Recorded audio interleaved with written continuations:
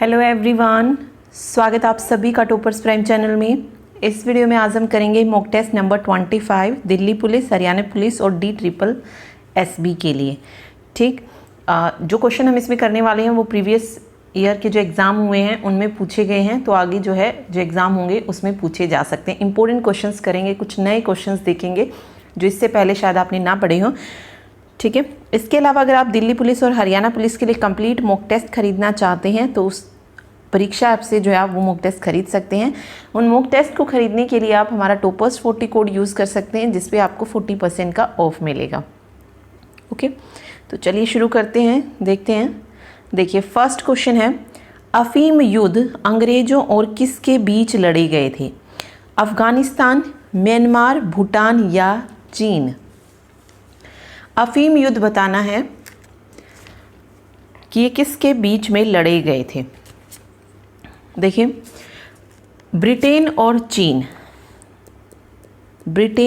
चीन के बीच में दो युद्ध हुए थे, जिसे क्या नाम दिया गया था? अफीम युद्ध नाम दिया गया था।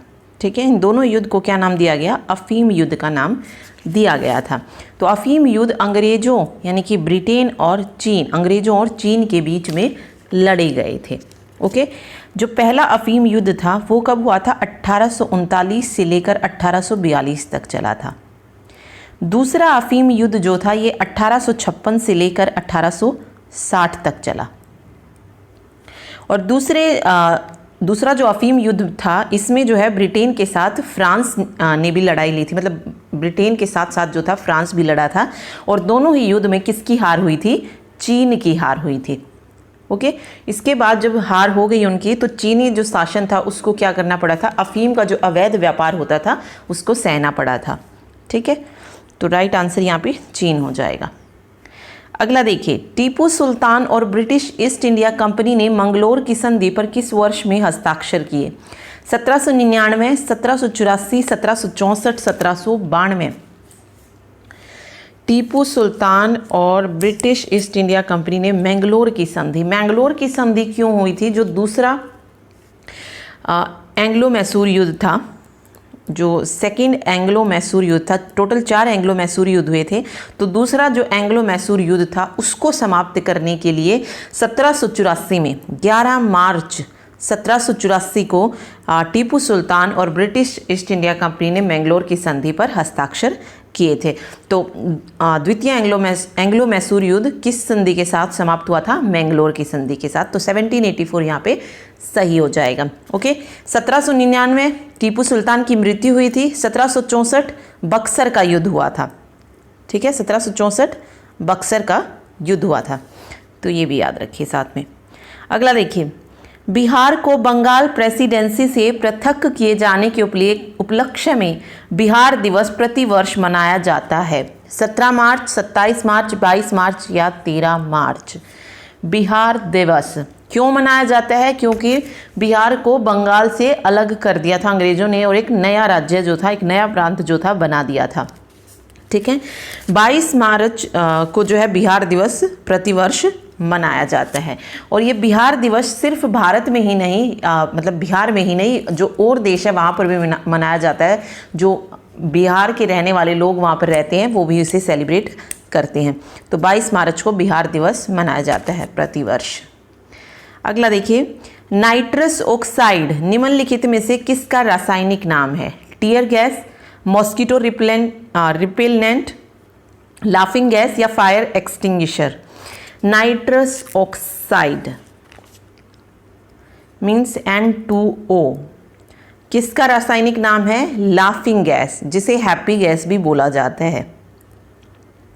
ठीक है, तो कई बार ये पूछ लिया जाता है लाफिंग गैस कौन सी है, तो नाइट्रस ऑक्साइड। नेक्स्ट देखिए, सर थॉमस रो ने इंग्लैंड के राजा के राजदूत के रूप में मुगल शासक डैश के दरबार का दौरा किया था?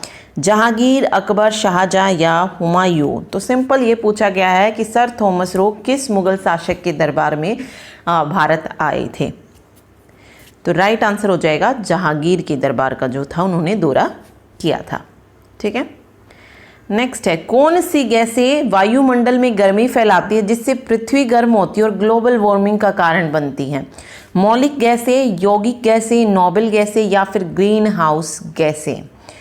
तो कौन सी गैसें हैं जो वायुमंडल में गर्मी भी फैलाती हैं, पृथ्वी को गर्म करती है और ग्लोबल वार्मिंग का रीज़न बनती है? तो वो होती हैं ग्रीन हाउस गैसें।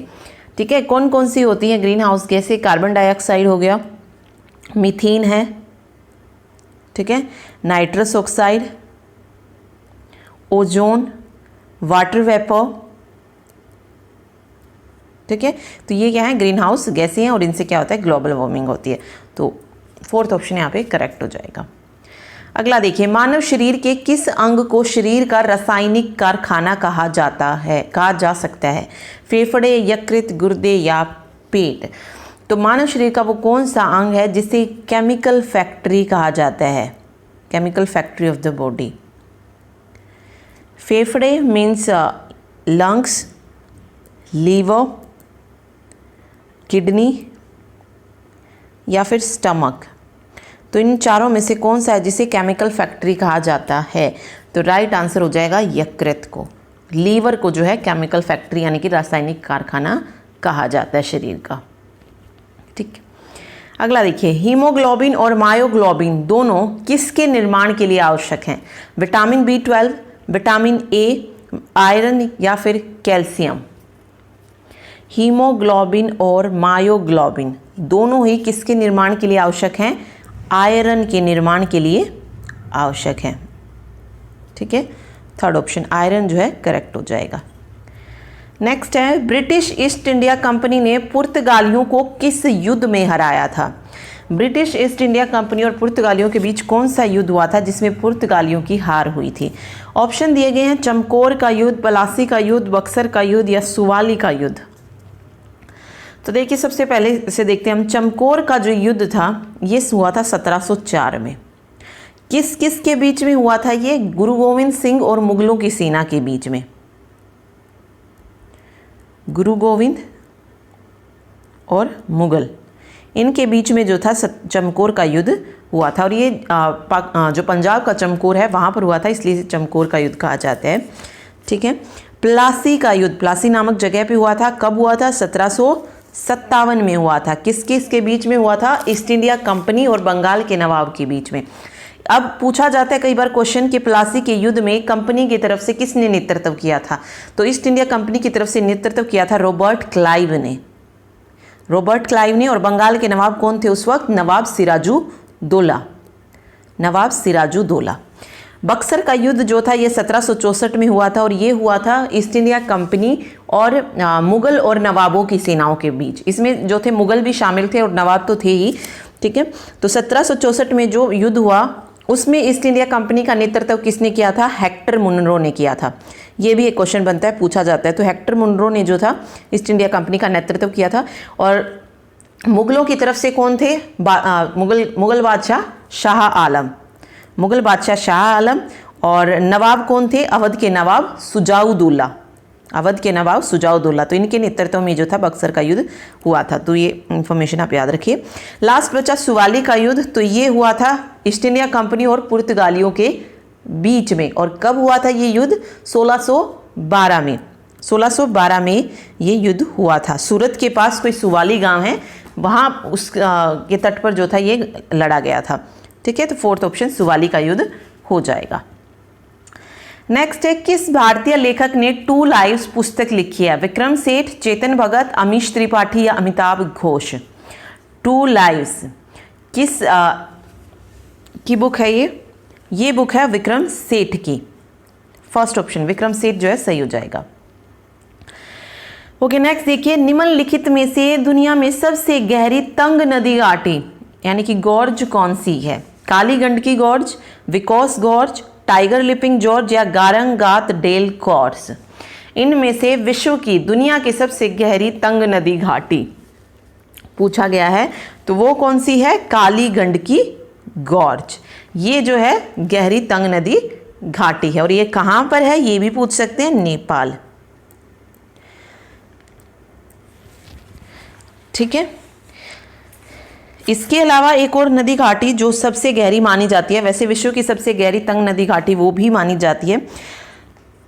तो देखिए उस घाटी का नाम है यरलुंग यरलुंग जंगपो नदी घाटी। ठीक है, इसको भी क्या माना जाता है, विश्व की सबसे गहरी तंग घाटी माना जाता है। और ये कहाँ पर है, तिब्बत में है। अभी ऑप्शन में नहीं है ये, तो यहाँ पे काली गंडकी गोर्ज जो है सही हो जाएगा। दोनों ही को ही जो है गहरी तंग नदी घाटी माना जाता है। ठीक है, पैमाने अलग अलग हैं, तो किसी ने काली गंडकी गोर्ज को माना है, तो किसी ने यरलुंग जांगपो नदी घाटी को सबसे गहरी नदी घाटी माना है। एक नेपाल में है, दूसरी तिब्बत में है। ओके, अगला देखिए, श्रीलंका के राष्ट्रीय खेल की पहचान कीजिए। तैराकी, वॉलीबॉल, क्रिकेट या बास्केटबॉल। श्रीलंका का राष्ट्रीय खेल बताना है, कौन सा है। तो राइट आंसर हो जाएगा, श्रीलंका का राष्ट्रीय खेल है वॉलीबॉल, सेकंड ऑप्शन। एक ऐसा बाजार जिसमें तैयार माल या सेवा खरीदी और बेची जाती है उसे क्या कहते हैं। कमोडिटी बाजार, इक्विटी बाजार, फैक्टर बाजार या फिर प्रोडक्ट बाजार। तो वो बाजार कौन सा है जिसमें तैयार माल या सेवा खरीदी और बेची जाती है, उसे कहते हैं प्रोडक्ट बाजार। ठीक है, नेक्स्ट है, श्रीलंका में कितने प्रांत हैं। 6, 9, 8 या फिर 11। श्रीलंका में कितने प्रांत हैं। तो राइट आंसर हो जाएगा, श्रीलंका में 9 प्रांत हैं, सेकंड ऑप्शन 9। ठीक, नेक्स्ट देखिए, किस वर्ष में बर्मा स्वतंत्र संप्रभु गणराज्य बन गया था। 1962 में, 1946 में, 1950 में या 1948 में। बर्मा स्वतंत्र संप्रभु गणराज्य कब बन गया था, 1948 में। ठीक है, ओके, अगला देखिए, लोकसभा और राज्यसभा की संयुक्त बैठक की अध्यक्षता कौन करता है। उपाध्यक्ष, प्रधानमंत्री, लोकसभा के उपाध्यक्ष या लोकसभा के अध्यक्ष।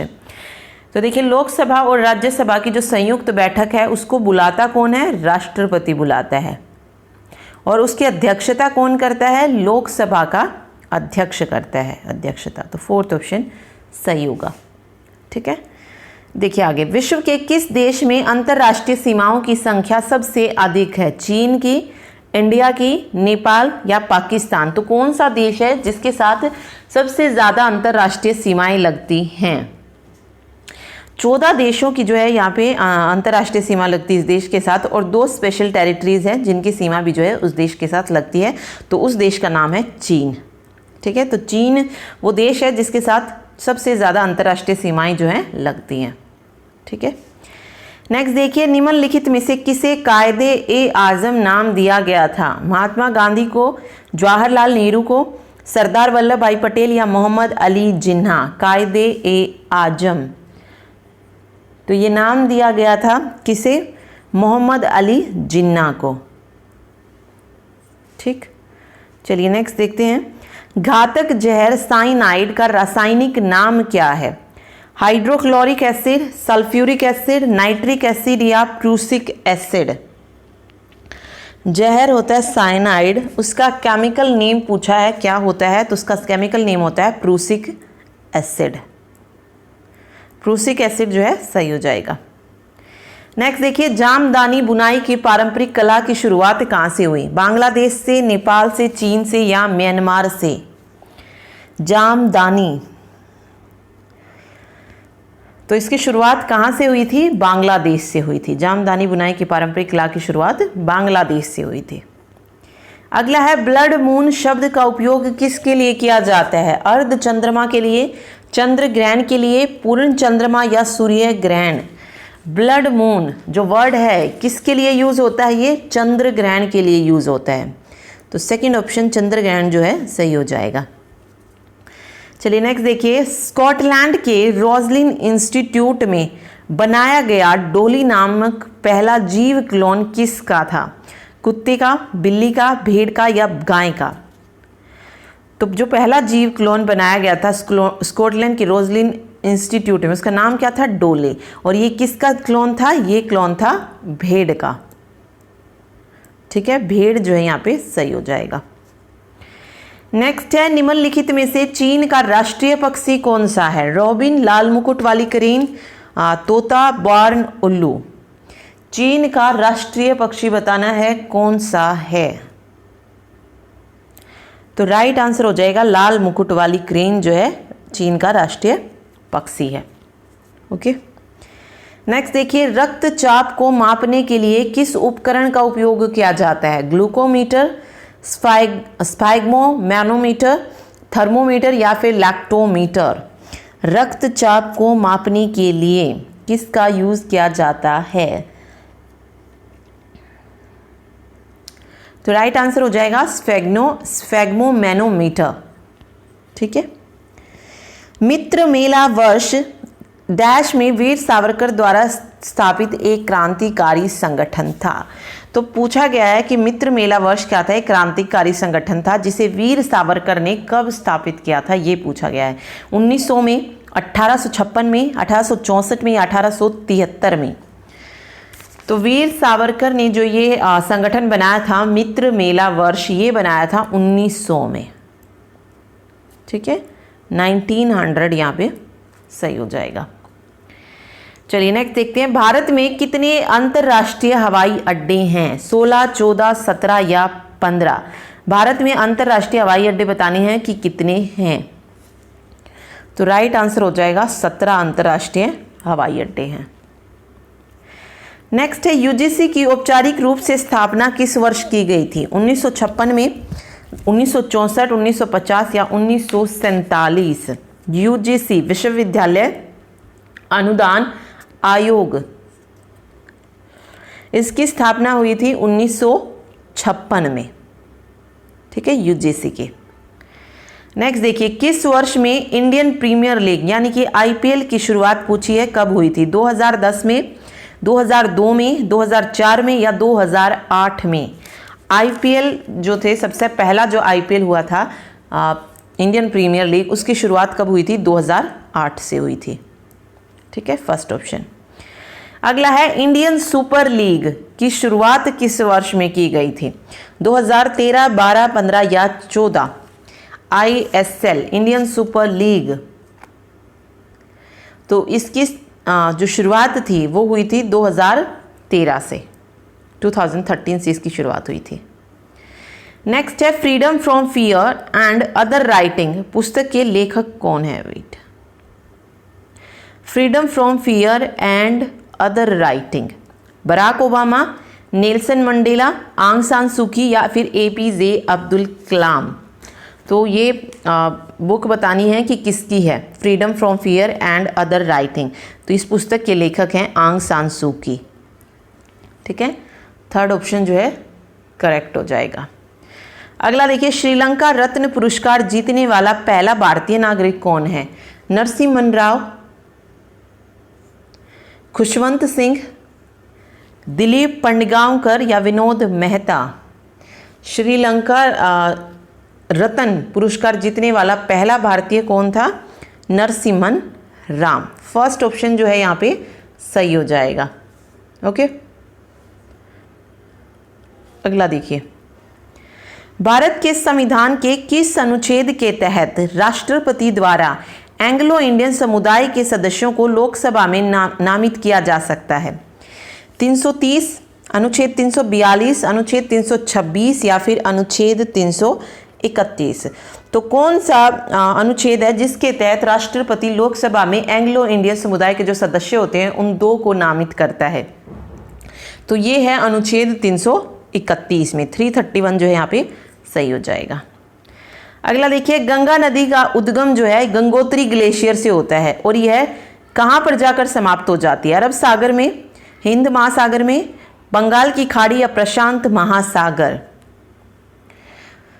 तो गंगा नदी का जो उद्गम है गंगोत्री ग्लेशियर से और ये समाप्त कहाँ पर हो जाती है? बंगाल की खाड़ी में जाकर समाप्त हो जाती है। ठीक है, तो बंगाल की खाड़ी सही हो जाएगा। अगला है, भारत के संविधान के कौन से अनुच्छेद में यह प्रावधान किया गया कि प्रत्येक भारतीय राज्य में एक राज्यपाल होगा? ठीक है, कि जो भी राज्य है भारत में वहाँ पर एक एक राज्यपाल जरूरी होगा। ये किस आर्टिकल में है? अनुच्छेद 153 में, अनुच्छेद 151, अनुच्छेद 152 या अनुच्छेद 154। तो ये प्रावधान किया गया है अनुच्छेद 153 में, 153 जो है यहाँ पे सही हो जाएगा। ठीक है, नेक्स्ट देखिए, डैश को अमृतसर में स्थित हरमिंदर साहिब गुरुद्वारे यानी कि स्वर्ण मंदिर के सुनहरे सौंदर्यीकरण के लिए जाना जाता है? दिलीप सिंह को, रंजीत सिंह को, चरण सिंह को या महासिंह को? तो किसने जो था स्वर्ण मंदिर बनाया था, मतलब उसके सुनहरे सौंदर्यीकरण के लिए किसने जाना जाता है? रंजीत सिंह को। ठीक है, सेकेंड ऑप्शन। ओके, अगला देखिए, निम्नलिखित में से पॉपुलर चैम्बर किसे कहा जाता है? राज्यसभा को, राज्य विधानसभा को, ग्राम सभा या लोकसभा? पॉपुलर चैम्बर किसे कहा जाता है? लोकसभा को पॉपुलर चैम्बर कहा जाता है।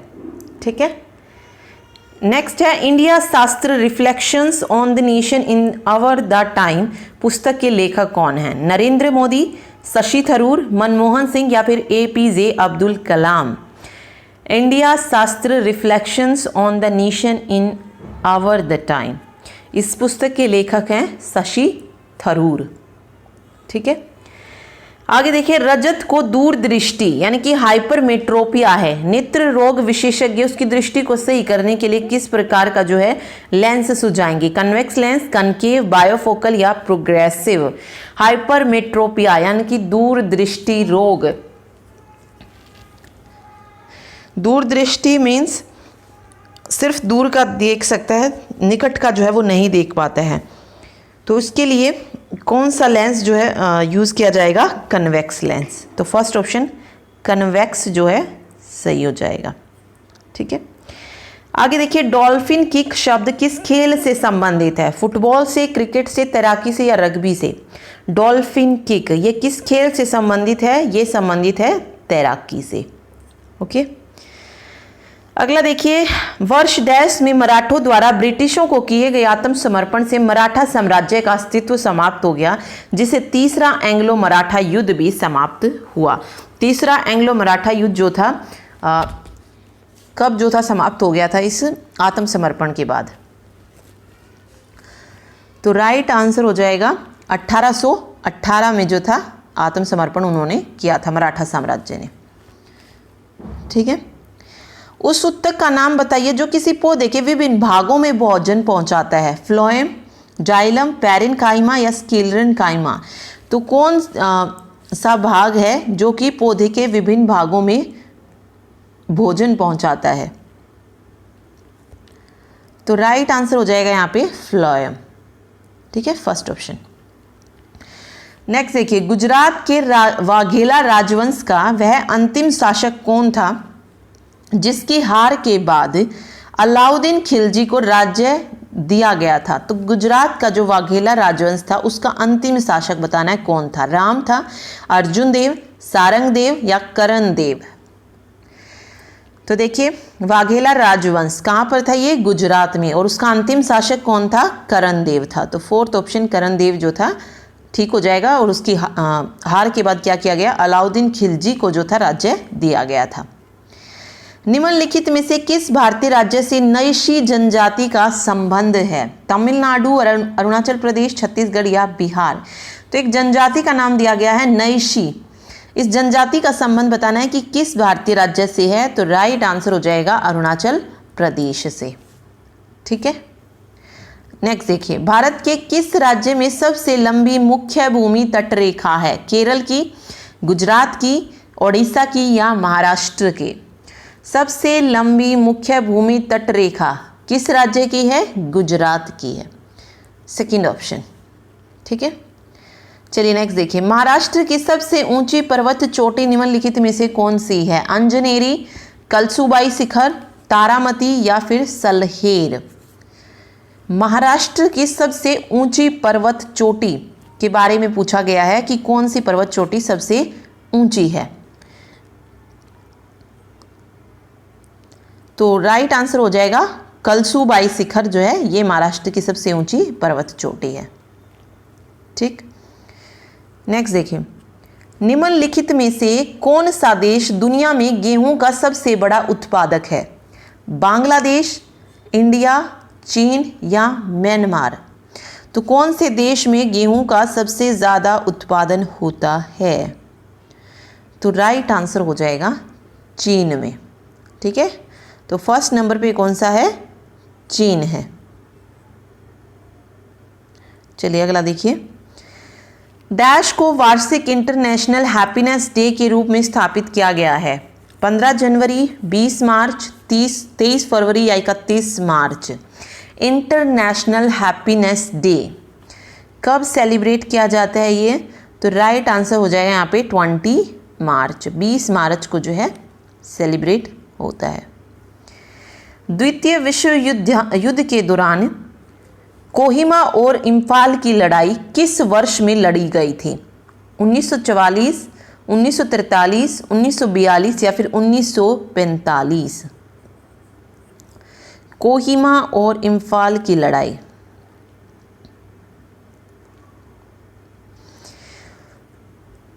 तो देखिए, कोहिमा और इम्फाल की लड़ाई हुई थी 1944 में, जिसे बैटल ऑफ कोहिमा के नाम से भी जाना जाता है। ठीक है, इसी तरीके से ये हुई थी अप्रैल से जून के बीच में, जो कोहिमा में हुई थी। उसी के साथ 1944 में इम्फाल में भी एक लड़ाई हुई थी, जिसे बैटल ऑफ इम्फाल भी कहा जाता है। ये जुलाई में हुई थी इम्फाल की। ठीक है, लेकिन दोनों ही 1944 में हुई थी। नेक्स्ट है, डिटर्जेंट पाउडर में कौन सा प्रमुख रसायन मौजूद होता है? Hydrochloric acid, sodium carbonate, calcium carbonate या sodium alkyl sulphate? Detergent powder में कौन सा रसायन मौजूद होता है, ये पूछा गया है। तो राइट आंसर हो जाएगा सोडियम कार्बोनेट, जो होता है डिटर्जेंट पाउडर में होता है, सेकंड ऑप्शन। ठीक है, ओके, अगला देखिए। प्रथम श्रेणी क्रिकेट में किस भारतीय बल्लेबाज ने सर्वप्रथम लगातार 6 छक्के लगाए थे? विराट कोहली, सुनील गावस्कर, सचिन तेंदुलकर या फिर रवि शास्त्री? तो उस भारतीय बल्लेबाज का नाम बताना है जिसने लगातार 6 छक्के लगाए थे प्रथम श्रेणी क्रिकेट में, तो वो थे रवि शास्त्री। ठीक है, रवि शास्त्री जो है सही हो जाएगा। नेक्स्ट देखिए, दशई कहाँ का सबसे भव्य त्योहार है? श्रीलंका का, भूटान का, नेपाल का या बांग्लादेश का? दशई जो भव्य त्यौहार है ये कहाँ का है? नेपाल का है। और किसके द्वारा मनाया जाता है? ये हिंदुओं द्वारा मनाया जाने वाला सबसे बड़ा और सबसे लंबा त्यौहार है। ठीक है, नेपाल में ये सेलिब्रेट किया जाता है। ओके, अगला है, फ्रेंडशिप हाईवे जो चीन को किसके साथ जोड़ता है? भारत के साथ, पाकिस्तान के साथ, नेपाल के साथ या म्यांमार के साथ?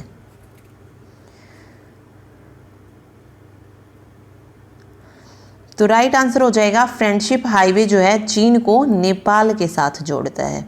थर्ड ऑप्शन नेपाल जो है सही होगा। ठीक, भारत के उत्तर पूर्वी भाग में त्रिपुरा की पूर्व रियासत पर किस वंश का शासन था? नागवंशी, हैया, अहोम या माणिक्य? उत्तर पूर्वी भाग में त्रिपुरा की पूर्व रियासत पर पूछा गया है कि किस वंश का शासन था। अहोम हमने पढ़ा था, असम में था।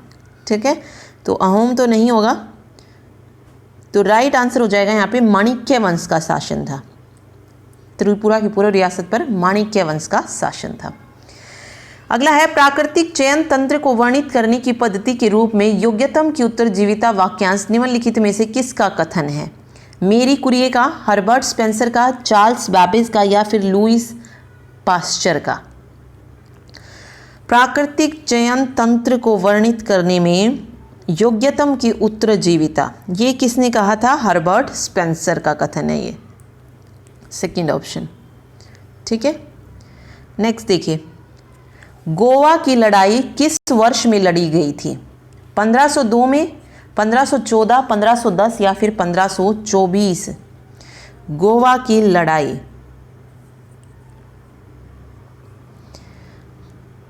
तो राइट आंसर हो जाएगा गोवा की लड़ाई लड़ी गई थी 1510 में। ठीक है, ओके, अगला देखिए, किसने गंगईकोंड चोला या गंगा नदी के विजेता की उपाधि प्राप्त की थी? राजा राज चोल प्रथम ने, विजयालय चोल ने, राजेंद्र चोल प्रथम ने या राजधीराज चोल ने? गंगईकोंड चोला या गंगा नदी के विजेता की उपाधि किसने धारण की थी? राजेंद्र चोल प्रथम ने। ठीक, ओके अगला देखिए, निम्नलिखित में से सिंधु घाटी सभ्यता का एक बंदरगाह शहर कौन सा है? कालीबंगा, धोलावीरा, लोथल या राखी गढ़ी। ओके देखिए, सिंधु घाटी सभ्यता का है लेकिन एक बंदरगाह शहर है, तो कौन सा है वो? लोथल। कहाँ पर है? गुजरात में है।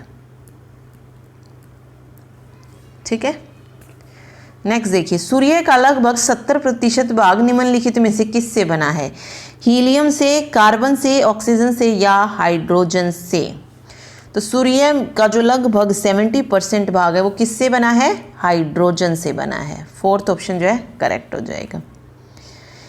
नेक्स्ट देखिए, निम्नलिखित में से कौन सा भारतीय लेखक फिल्म काई पोछे के चार पटकथा लेखकों में से एक है? रविंद्र सिंह, दुर्जोय दत्त, चेतन भगत या अमीश त्रिपाठी? फिल्म काय पोछे के 4 पटकथा लेखक में से एक जो है, इनमें से मतलब उन चारों में से कोई एक जो है, ये बताना कि कौन सा है वो। तो राइट आंसर हो जाएगा चेतन भगत जो है लेखक है। इसके अलावा 3 और कौन है?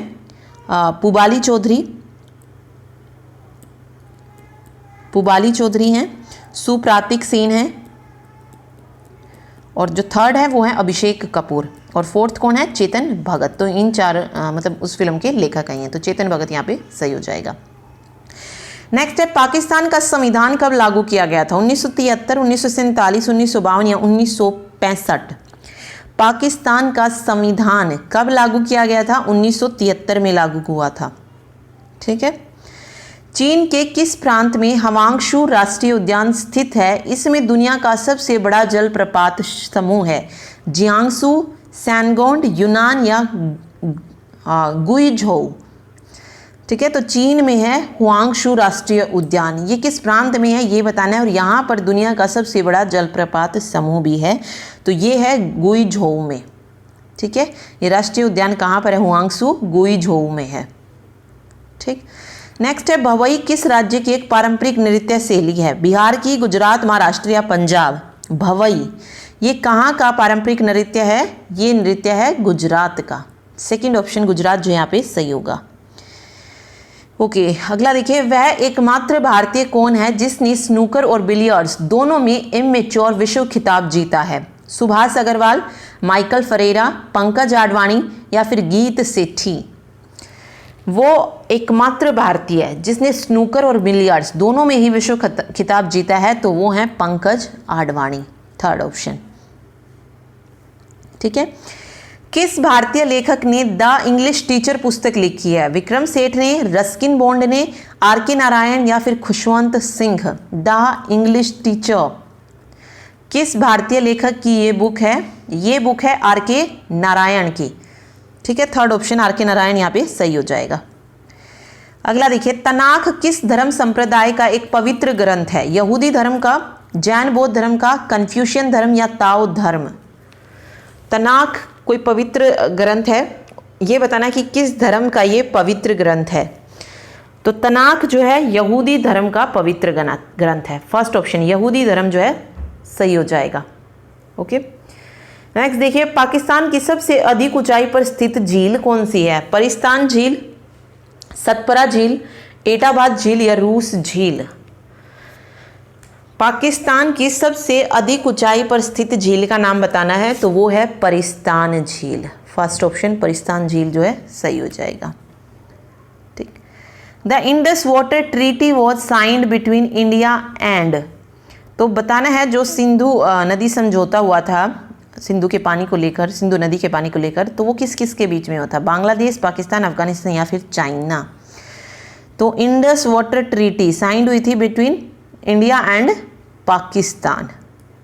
ठीक है, विश्व जल दिवस कब मनाया जाता है? 15 जनवरी को, 22 मार्च को, 2 जून को या 13 अगस्त को? विश्व जल दिवस कब मनाया जाता है, कब सेलिब्रेट किया जाता है? 22 मार्च को जो होता है विश्व जल दिवस मनाया जाता है। ठीक, नेक्स्ट है, मादा पुष्प के किस भाग में निषेचन होता है? रेशा, अंडाशय, वृत्तिकाग्र या फिर वृत्तिका? मादा पुष्प के किस भाग में निषेचन होता है? अंडाशय में। सेकंड ऑप्शन जो है सही हो जाएगा। देखिए अगला क्वेश्चन, भारत म्यांमार और चीन के बीच का त्रिकोणीय जंक्शन दीफू दर्रा किस सीमा रेखा पर है। देखिए त्रिकोणीय जंक्शन का नाम क्या है, दीफू दर्रा, और ये है भारत म्यांमार और चीन के बीच में, और ये किस रेखा पर है, रेडक्लिफ, पार्क स्टेट, मैकमोहन या डूरंड रेखा। तो ये स्थित है मैकमोहन रेखा पर, दीफू दर्रा, ठीक है, मैकमोहन रेखा सही हो जाएगा यहाँ पे, ठीक। तो ये था मॉक टेस्ट नंबर 25, जिसमें हमने जो है टोटल 70 क्वेश्चंस जो है देखे हैं। तो स्कोर जो आप देख लीजिएगा कितने सही कर पाते हैं आप। Thank you so much.